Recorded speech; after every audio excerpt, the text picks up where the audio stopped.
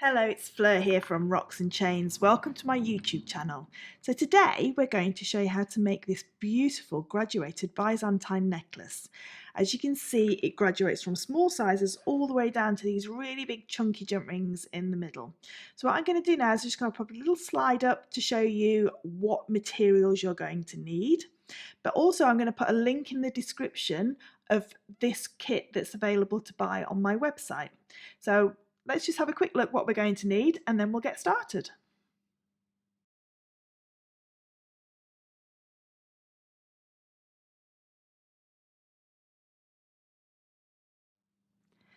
So tool-wise, what we're going to need to use are 2 pairs of chain nose or flat nose pliers of some description. So here I've got a pair of bent nose pliers and a pair of chisel nose pliers, but whichever chain nose or flat nose pliers you have at home or you prefer working with, that's absolutely fine, as long as they're not round nose pliers, because they will damage the jump rings. We need these flat jaws to be able to grip the jump rings. We're going to need a pair of side cutters or flush cutters to be able to cut that chain to length when we finish the actual finished piece. And lastly, just to help us along the way, if you have got a knotting awl or a piece of scrap wire or a knitting needle, something like that, that will help you to hold your chainmail in place while you add the next jump ring to lock that design where it needs to be. So to start with, we're going to start by doing this center section. Okay, so the center section is what we start with, and then we're going to work in just this video just on one side, and then you will just repeat the exercise onto the other to create the full Byzantine section. Okay, so we're going to start with these large jump rings that are right in the middle. So we're going to need 10 of those, and we need all those 10 to be linked into a chain of 5 pairs.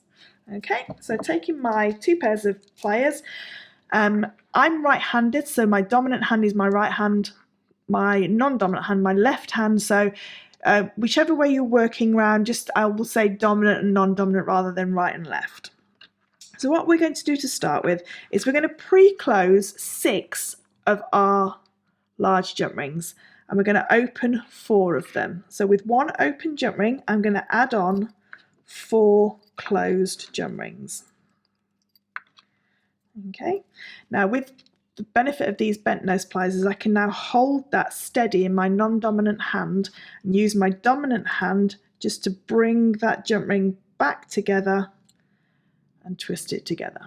Okay, and now we have a chain of 3 elements, so we just need to double up this single jump ring that's in the middle. So we're going to take another one of our open jump rings and we're going to go through just one pair, doesn't matter which pair you choose, and then just twist your hand and lift the other pair up to meet it, and then just going through that opposite pair, that will then double up that center jump ring and give that a close. Okay, so now we've got a chain of 3 sets of 2, but we need 5 sets of 2. So what we're going to do, we've got 4 jump rings left. We're going to take one of our open jump rings, just go through one end of the chain, pop on the next 2 closed jump rings, close that one up, and exactly the same as what we did before, we just need to double that single jump ring up. There we go, and so we've now got our chain of 5 sets of 2. So now we can move down to our next size of jump ring, which is our 4.5. So with the 4.5 jump rings, for each side you're going to need 25, so I'm just going to bring those over. Now I've pre-opened all of mine, but that's your choice whether you want to pre-open them or you want to keep them closed and open them as you're going. So what we need to do to make a Byzantine knot, I'm just going to bring my knotting all over so it's ready to show you. We always need 3 sets of 2 to be able to fold back in a Byzantine knot. Okay, so this third group here acts as the third set for either side. So we're going to hold on to that third set, and we let the first set fall either side of our hand. So we've got set 1, if I just show you what I mean, set 1, set 2 and set 3. Okay, so 3, 2 and 1. So we let the first set fall either side of our hand. We're going to take our knotting awl and pick up the second set. Okay, and let the first set fall either side of that second set. So you can see there, here's the first set, and it's just sitting next to the third set, 'cause it's just fallen down either side. When we give those a squeeze, can you see as I've squeezed them, these two now are starting to push further forward, okay? So we've got set number 2 on the top, set number 1 here, set number 3 right down. So if we can get that to focus, there we go. So set 3 is here, set 1, and this is set 2. Okay. So if I turn this so that it's facing upwards, when I open set number 2, set number 1, as we said before, is now pushed forward. And this is what we're going to connect. So we're going to connect through there. I'm just going to zoom in just a little bit.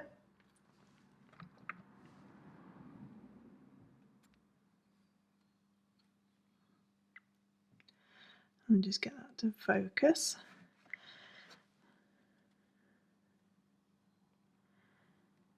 There we go. So we can see that this is set number 2, so the one that's in the V formation. Set number 1, which folded back, so they folded back, being squeezed, and now they're being pushed forward in between set number 2. Okay.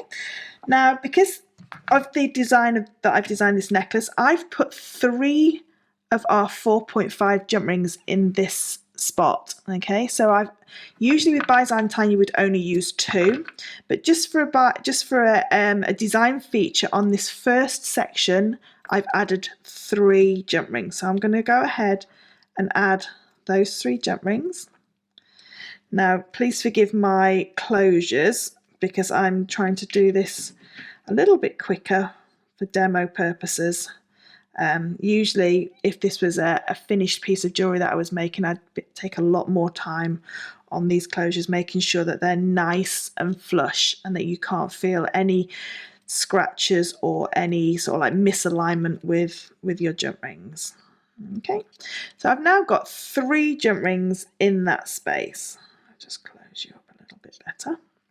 So I've now got 3 jump rings there.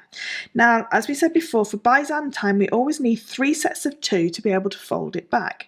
So I'm going to take my next open jump ring and I'm going to go through those 3. Okay. So you can now see that I've got those 3 attached by one single jump ring. And I'm going to just close that one up.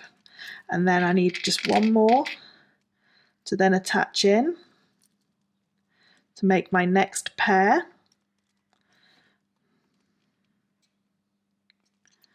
I've got my next pair there, okay, and then just get another couple of jump rings, and again attaching onto that last pair. Close that one up and close. So I've now got 3 sets of 2, although this is a treble here, but like I say, that was just a design feature. If you wanted to stick with 2 jump rings there, that's entirely up to you.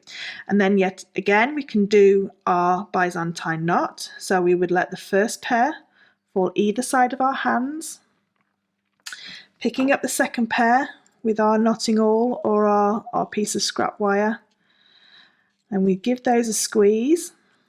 Give the first pair a squeeze. As we open them up, there they are, ready to be picked up into that Byzantine knot.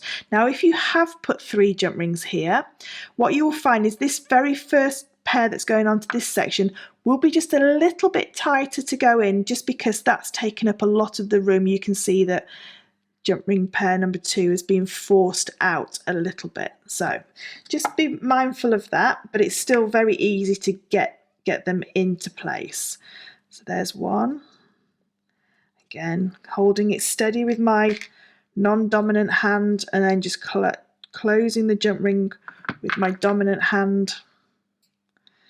And 2. So I've now got a pair of jump rings in place. I can then go ahead now and add my 2 other pairs to make my next element of 3 sets of 2. So the pair that you've brought together in the Byzantine knot is always jump ring pair, sort of like number 3 if you like, that you're going to hold on to, and then we build our 3 sets of 2 from that. So there's our second pair, so 1, 2,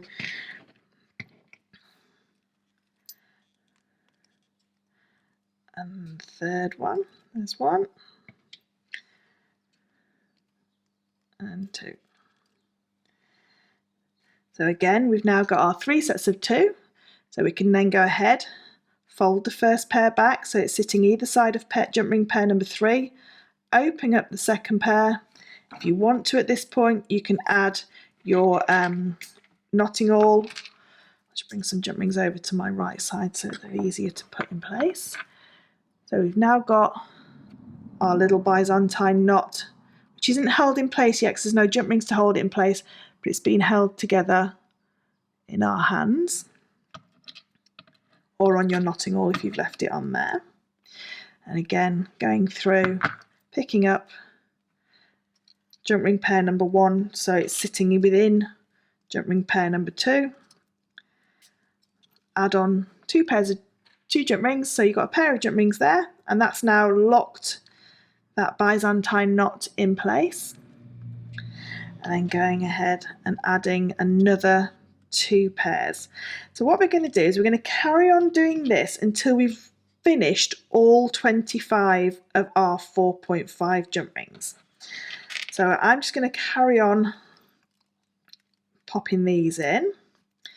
So you can see it doesn't take very long, this weave. It's quite a quick weave.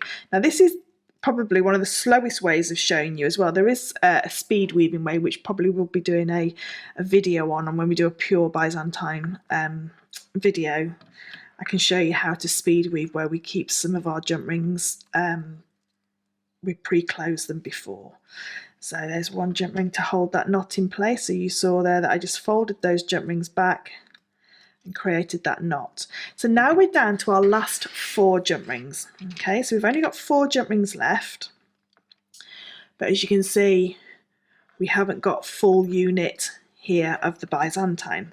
So we've got 1 pair that have just connected the Byzantine unit together. So let's just add in these 4 jump rings. And then the same as what happened when we went from the 5.5 to the 4.5, when you've used all of those jump rings up from your side, so in this case 25 for the 4.5, so when you've used them all up, you're left with 3 sets of 2, but you don't have any more of that size to fold back and hold in place, which is when we go down to the next size. So when we fold these back and make our Byzantine knot, open up the second pair, what we do then is we go down to our 3.5 jump rings. So each time you run out of the size that's bigger, we hold the next unit together with the smaller size. So you can see that's drastically gone down in size. So we've gone down 1 millimetre in size, and we've gone down 0.2 of a millimetre in our wire diameter. So there's 2 in place, and then you're going to carry on going, and this time you're going to put 24 in place. Now I'm not going to do all 24 because I think we've got the hang now of how to do the Byzantine knot, but I'll just do another half a knot in this smaller size so you can see just how I'm holding the pliers and how I'm sort of like holding the chainmail in my hand. So again, all the time it's up off the bench. I find it a lot easier to work off the bench than I do when it's sitting flat down onto the bench or on the table. So I've now got my 3 sets of 2. Okay, so I can now fold those back, fold them back, open up the second pair, and they want to open up anyway, and then take in my next pair of 3.5 jump rings, go through and attach that together. Nearly lost my knotting awl then. It nearly jumped off the table. Okay, so you can see how that's now graduated down from these very large chunky jump rings here all the way down, so 5.5, 4.5 down to your 3.5. You'll do all 24 of your 3.5s and then you'll move down to your 24 of your 3.2s. Okay, couldn't remember the last size then, it's 3.2. So we then move down to our 3.2. So if I just bring in the finished necklace again, so you can see here, if I move that piece out of the way, so you can see the graduation. So we've got 5.5, 4.5, 3.5, and then 3.2. And then to finish this necklace, you've also got some 2.5 jump rings. You've got 6 little 2.5 jump rings. So this is what's going to attach your beautiful trace chain into your piece of chainmail, or whichever chain you're using. So you just open that jump ring up, feed it onto the chainmail section, feed it onto your chain, cut the chain to the length that you want. So what I'm going to do is I'm just going to zoom out a little bit. So cut the chain to the length that you want. Use another 2 of your jump rings, your small 2.5 jump rings, to attach your clasp to the chain, and then a jump ring to the opposite side of the chain, just so you can attach you can do that up and wear it as a finished necklace. So that's part of your finding. And then you're going to do the same on the other side. Okay, so you've got then all of your chain attached to this beautiful necklace, and it's a really gorgeous fluid necklace where you can see how beautiful and fluid that is. So if you've enjoyed this short tutorial on how to make this necklace, I would love it if you could hit the subscribe button, because then I can know what you like and leave me some comments and tell me what else you'd like to see me make, or what kind of tutorials you want to see. But on this channel I'm hoping to do lots of tutorials, lots of vlogs, lots of studio tours, lots of fun things, as well as jewellery making. So I hope you like this tutorial. Leave me a comment, hit the subscribe button, and you can also hit the notifications button as well, so every time I do another video you'll be notified of it as well. So take care, I'll see you soon. Bye.